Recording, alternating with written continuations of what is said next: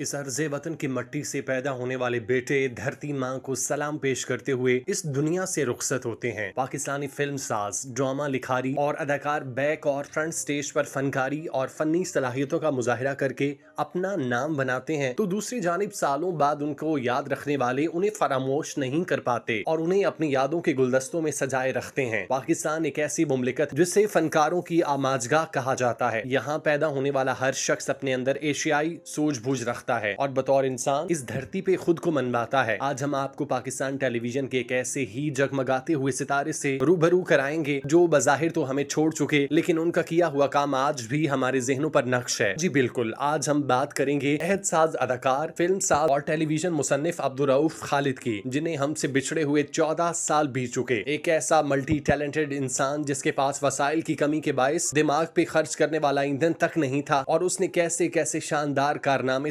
अंजाम दिए, लेकिन उसे फरामोश करने वालों की एक लंबी कतार ने उसे मुंह चढ़ाते हुए माजी का किस्सा बना दिया। पाकिस्तान में ऐसे लोगों की भरमार है जो मुल्की वकार को बुलंद और तख्लीकी काम करने के लिए कोशां रहते हैं, लेकिन उन्हें सराहे जाने की कमी उन्हें पीछे धकेल देती है और उनसे उनका असल छीन लेती है। अब्दुर्रऊफ खालिद साल 1957 में पेशावर में पैदा हुए। तालीमी दौर से ही तसनीफात का आगाज किया। आला तालीम हासिल करने के बाद आला सरकारी ओहदे पर फायज हो गए, मगर फनून लतीफा से नाता नहीं तोड़ा बल्कि उसे जारी रखा और अपने शौक को अमली जामा पहनाते रहे। गेस्ट हाउस नामी टीवी सीरीज आप में से किसको याद नहीं होगी, उसके हिदायतकार कोई और नहीं अब्दुर्रऊफ खालिद ही थे। साल 1995 में उनका ड्रामा सीरियल अंगार वादी टेलीकास्ट हुआ जो कश्मीर की जिदोजहद आजादी पर मबनी था। उसके राइटर, डायरेक्टर, प्रोड्यूसर, यहाँ तक कि मेन लीड भी खुद अब्दुर्रऊफ खालिद ही थे। कश्मीर के मौजू पर यह एक इंतहाई बेमिसाल और कामयाब प्रोजेक्ट था। अब्दुर्रऊफ खालिद मुख्तलिफ मौजूआत पर अपनी एक अलग निगाह रखते थे। बतौर एक तख्लीककार वो किसी से कम नहीं थे और उनकी यही बात उन्हें दूसरे फनकारों से मुमताज करती थी। वो एक वक्त में 10 काम भी करते थे कि जैसे ये उनका पहला ही काम हो। इसी साल 1998 में एक मुनफरिद मौजू पर ड्रामा सीरियल लाग टेलीकास्ट हुआ। उस वक्त सीरियल्स महज 13 किस्तों पर मुश्तमिल होते थे, लेकिन उन्होंने इस रवायत को तोड़ते हुए 27 किस्तों पर मुश्तमिल सीरियल बनाई। मगर मजाल है जो कोई एक लम्हे को भी बोर हुआ हो या उसे ऐसा महसूस हुआ हो तो वे एक खला में घूम रहा है जिसका कोई सर पैर नहीं। यही खासियत थी जिसमें अब्दुर्रऊफ खालिद अपना एक खास मकाम रखते थे। वो जानते थे कि वैसा काम सिर्फ वही कर सकते हैं और उन्हें खुदा ने नवाजा है। 27 किस्तों पर मुश्तमिल सीरियल बना देना उस दौर की ऑडियंस के लिए हजम करने वाली शय नहीं थी, लेकिन अब्दुर्रऊफ खालिद ने जिस अंदाज में कहानी की बुंदकारी में महारत दिखाई वो सबके सामने थी। इस सीरियल में नैयर एजाज और सुहेल असगर की लाजवाल परफॉर्मेंसेज आज तक सभी को याद हैं। साल था 2003 जब अब्दुर्रऊफ खालिद ने टीवी से निकलकर फिल्म में कदम रखा। उनकी पहली फिल्म लाज रिलीज हुई। ये एक रोमांटिक ड्रामा थी। उस वक्त की दस्तयाब टेक्नोलॉजी के हिसाब से ये एक बहुत अच्छी फिल्म थी। बॉक्स ऑफिस पर तो ज्यादा कामयाब ना हो सकी, मगर नकादों से खूब दाद समेटी और कई अवार्ड हासिल किए। अब्दुर्रऊफ खालिद एक बेहतरीन दिमाग के साथ खासे वजीह ज़ाहिरी शख्सियत के मालिक थे, इसीलिए अपने अक्सर सीरियल्स में खुद ही अदाकारी करते और बेहतरीन लगते। 2009 में पीटीवी पर उनका ड्रामा सीरियल मिसाल टेलीकास्ट हुआ जो उनका आखिरी प्रोजेक्ट साबित हुआ। साल 2011 में एक ट्रैफिक हादसे में अब्दुर्रऊफ खालिद जाँ बाक हो गए। उनकी जोजा रुबीना खालिद सेनेटर हैं। अब्दुर्रऊफ खालिद जिस दर्जे के फिल्म साज और क्रिएटर थे, उन्हें वो सहूलत और टेक्नोलॉजी दस्तयाब नहीं थी। अगर उन्हें वो सहूलियात और जदीद आलात मुयसर होते तो पता नहीं क्या कर गुजरते और आज इंडस्ट्री की हालत शायद उन्हीं की वजह से मजीद बेहतर हो जाती। अगर आज के जदीद दौर में वो कोई प्रोजेक्ट बनाते तो यकीनन वो पाकिस्तान का सबसे बेहतरीन प्रोजेक्ट होता, मगर खुदा को उनकी बस उतनी ही जिंदगी मंजूर थी। उनकी मौत से पाकिस्तान एक बेहतरीन इंसान और शानदार कलाकार से महरूम हो गया। आप पाकिस्तान के मायनाज अदाकार, फिल्म साज और टेलीविजन मुसन्निफ हिदायतकार थे। अब्दुर्रऊफ खालिद साबिक फौजी और ब्यूरोक्रेट भी थे। उन्होंने इस्लामिया कॉलेज पेशावर में तालीम हासिल करने के बाद फिल्मों और टेलीविजन ड्रामों में काम किया और तालीमी और तदरीसी काम को पसे पुष्ट डालकर इस काम को तरजीह दी जिसमें वो दिली तौर पर पुरसुकून थे। उन्होंने पीटीवी ड्रामा मदार को लिखा भी और जुज़वी तौर पर हिदायत भी दी, जिसकी साथ एक साथ थी और ये ड्रामा मुनशियात की स्मगलिंग का अहाता करता था। पाकिस्तान टेलीविजन क्वेटा से नशर हुआ। अब्दुर्रऊफ खालिद ऐसे मौजूआत का इंतखाब करके ड्रामा बनाया करते कि उसमें देखने वालों को कुछ सीखने को भी मिले। ये सिलसिला यही नहीं रुका बल्कि 2003 में उन्होंने अपनी पहली फिल्म लाज रिलीज की। हालांकि इसने मुबैना तौर पर बॉक्स ऑफिस पर नाकिस कारकर्दगी का मुजाहरा किया, लेकिन संजीदा लोगों की जानिब से सराहा गया। लाज ने 12 बुलान award, 14 graduate award, 4 national film award और लक्स स्टाइल अवार्ड जीते। 2007 में अब्दुर्रऊफ खालिद ने इस्लामाबाद की शकरपड़ियां लोक विरसा में टीवी एंड फिल्म डायरेक्शन का कॉलेज कायम किया। वो वही national institute of cultural studies के चेयरमैन के तौर पर खिदमत अंजाम दे रहे थे। 2008 में अब्दुर्रऊफ खालिद ने अपना तीसरा टेलीविजन सीरियल बनाया जिसके लिए उन्होंने मुसन्निफ हिदायतकार अदाकार और प्रोड्यूसर की हैसियत से खिदमत अंजाम दी। अब्दुल रऊफ खालिद का शेखुपुरा के करीब ट्रैफिक हादसे में 24 नवंबर 2011 को 53 साल की उम्र में इंतकाल हुआ, जब वो मोटरवे के रास्ते लाहौर से इस्लामाबाद आ रहे थे। अब्दुल रऊफ खालिद को सदर पाकिस्तान की जानिब से प्राइड ऑफ परफॉर्मेंस भी दिया गया, जबकि उनके दीगर एजाजात में वज़ीर आज़म पाकिस्तान अवार्ड, बेहतरीन डायरेक्टर अवार्ड, बुलान अवार्ड, बेहतरीन producer, मुसन्निफ award, graduate Glade award, national Pakistan award और उनकी बेहतरीन फिल्म पर मिलने वाला लक्स स्टाइल अवार्ड शामिल हैं। आज अब्दुल रऊफ खालिद अपनी आखिरी आरामगाह में जिंदगी का वो हिस्सा गुजार रहे हैं जिसमें उन्हें रब ताला की जानिब से कब्र की मट्टी नसीब की गई। एक ऐसा फनकार जिसने हर लिहाज से तख्लीकी सलाहियत को अपना रख रखा और शियार समझते हुए काम किया, आज हम में नहीं, लेकिन उसका किया हुआ काम आज भी बोलता है। उनके लिखे ड्रामे, उनके अदा किए गए किरदार और उनका लोगों के साथ एहतराम का रिश्ता कहीं ना कहीं आज भी कायम है। उनके मद्दा उन्हें जिंदगी के हर मोड़ पर दुआओं के गुलदस्ते भेजते रहते हैं। हमारी दुआ है कि मालिक अब्दुल रऊफ खालिद जैसे सच्चे और खरे फनकार की मगफिरत फरमाए और उसे अपने जवारे रहमत में जगह। आमीन।